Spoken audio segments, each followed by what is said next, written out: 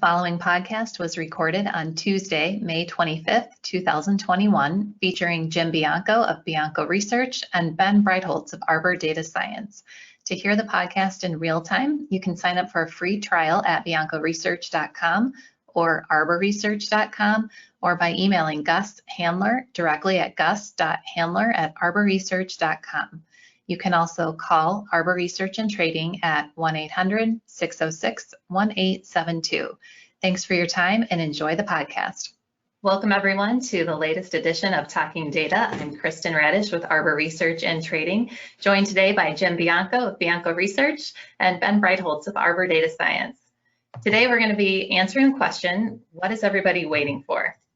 Ben, we're going to start with you. Everything's trading in a very tight range. I know U.S. 10-year Treasury yields, by and large, been in a range for the month of May around 1.55% to 1.7%.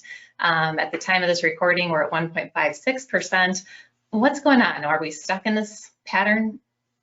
I think everyone's taken one giant siesta. It's been a boring space, and I think it really began all the way back in late February. So if you kind of look at all these trading ranges that have been established, and that goes across everything except for pretty much crypto and commodities, which is what everyone's interested in anyway, according to search activity, news, media, and so on. But if you look back to the end of February, that's when we got this shot higher in expectations for rate hikes and for potential tapering. We saw the Eurodollar curve out to December 2023 produce a spread of about maybe 75 to 80 basis points to December of this year. But that's just gone sideways. It's gone absolutely nowhere. So then eventually Treasuries did the same thing beginning right around the middle of March. That's followed by equities, which did that starting about a month ago, the end of April, and now commodities are doing the same thing. So from a technical perspective, you have this big flag that's kind of shown up in all of these markets, been called a great coiling. The same thing happened right after the pandemic hit. And we have this neat chart here that shows you across pretty much everything except for commodities and crypto, what is the past 30-day trading range relative to the past 100 days. And so that gives us a flavor for how tight or wide is the most recent history relative to not too long ago, or that kind of larger range. And right now, we're right around 28%, which is extremely low, meaning that we have coiled up. Yes, we've seen some larger ranges, some larger moves in many of these markets over the past 100 days, but still, we're in this trading ranges holding pattern. So what are we waiting for? I'll turn that over to Jim to answer that. I think the answer is inflation, and broken record alert. I think inflation is going to be the biggest story of the year. Either we get it and then the market will respond, or we don't, and policymakers could then revalue how they do policy. For the moment, I think the market is indecisive. We ran up from 50 basis points August of last year to 1.78 in late March. And we're at 156 now. We're just under that range. We're kind of meandering sideways. We haven't broken out higher in yield to tell us, hey, the market thinks there's an inflation problem, but we haven't broken down to 125 or 130 to say the market has decided there isn't an inflation problem. So it just continues to grind sideways, and the debate continues as to what's going to happen next. Along the way, policymakers seem to be shifting a little bit. On the day that we're recording, the 25th, Rich Clarida came out and said there may come a time when they need to talk about tapering. Remember, Chairman Powell famously said, we're not thinking about tapering. I guess they're thinking about tapering now. So Ben, I'll throw the question back to you. Does that qualify as a policy shift? The two derivatives removed from a rate hike, thinking about? No, obviously not, because the markets are not reacting to that. But like we were kind of discussing before this, I think markets are kind of hip to this.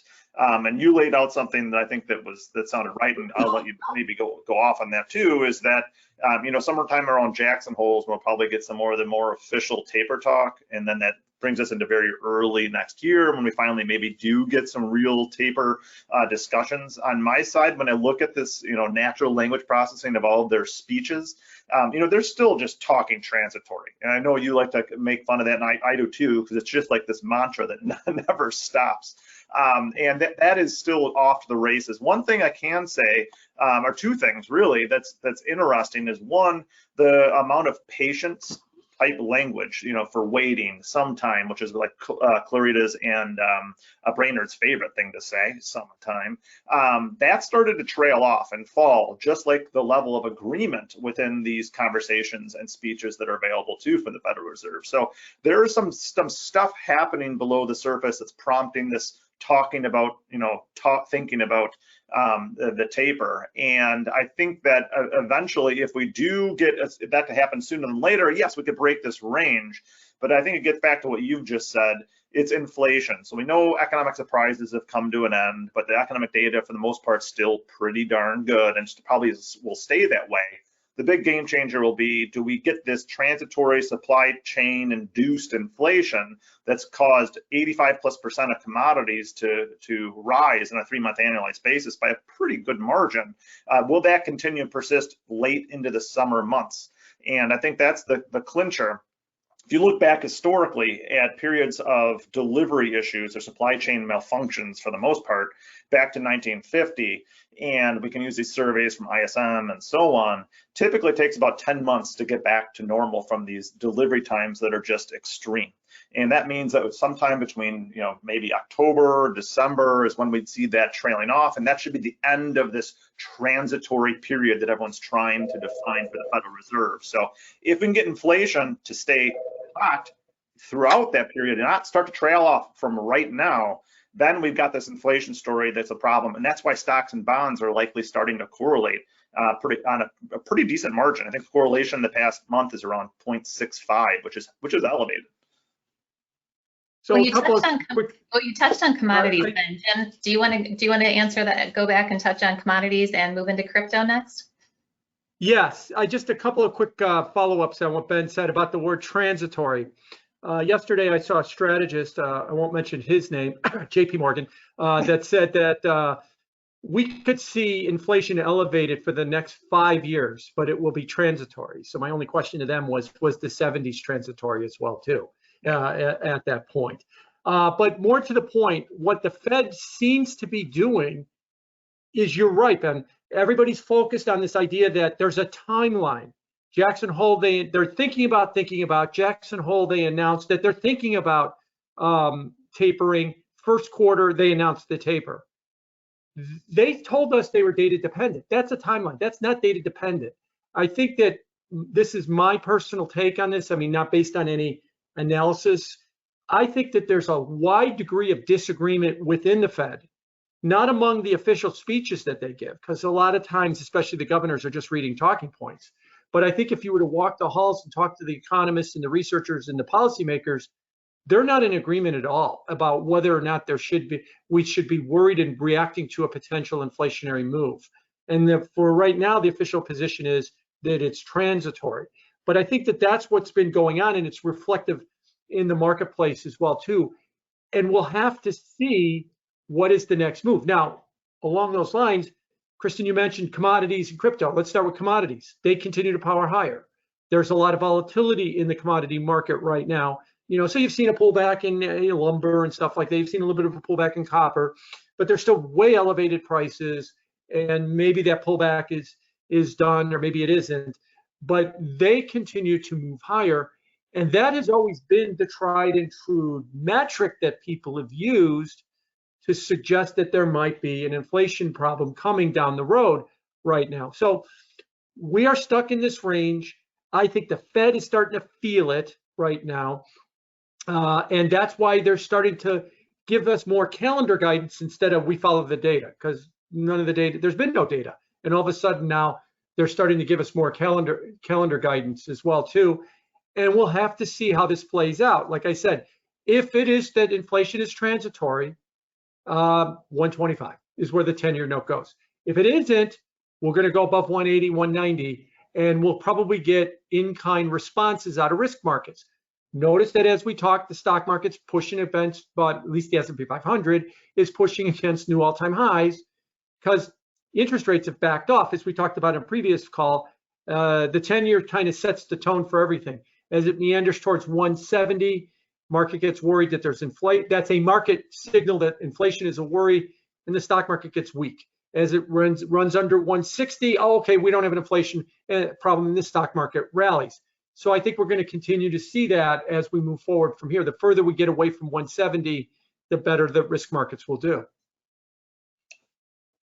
Ben, any final thoughts from you today?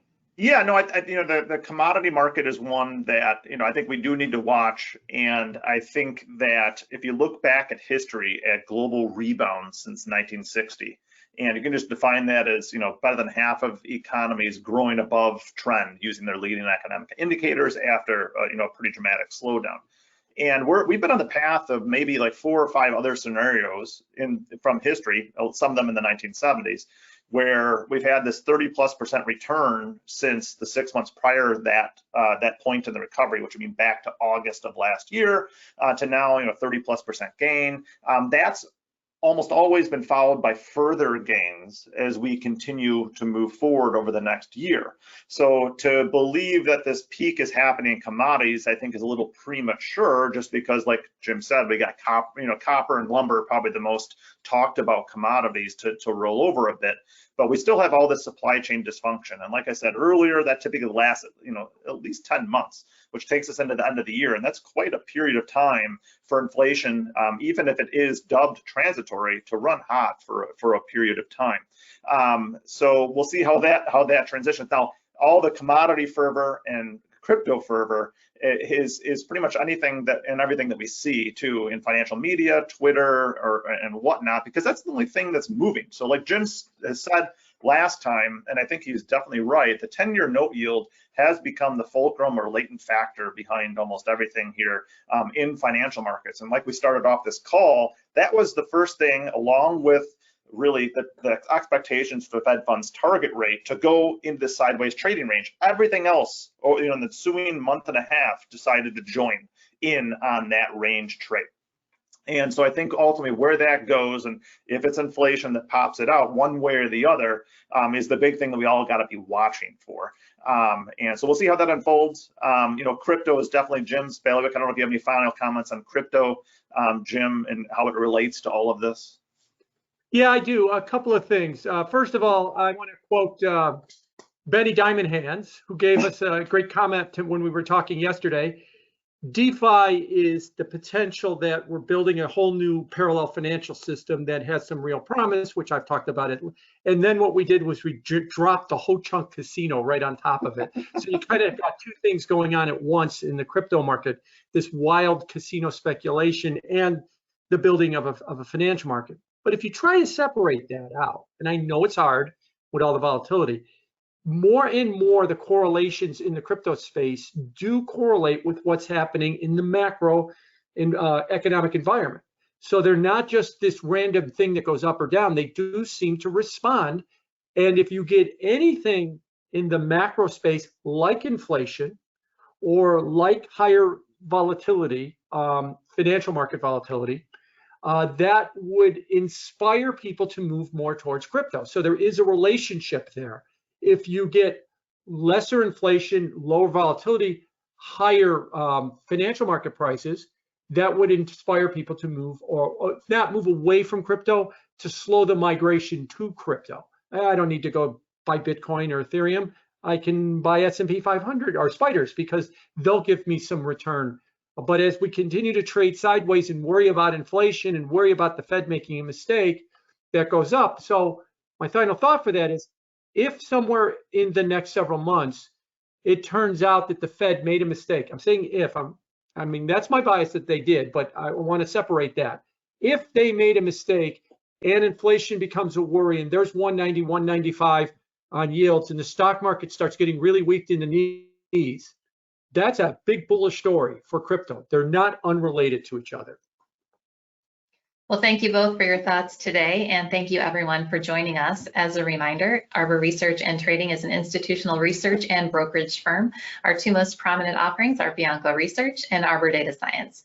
For further information or any questions, please contact Gus Handler at gus.handler@arborresearch.com. Have a great day.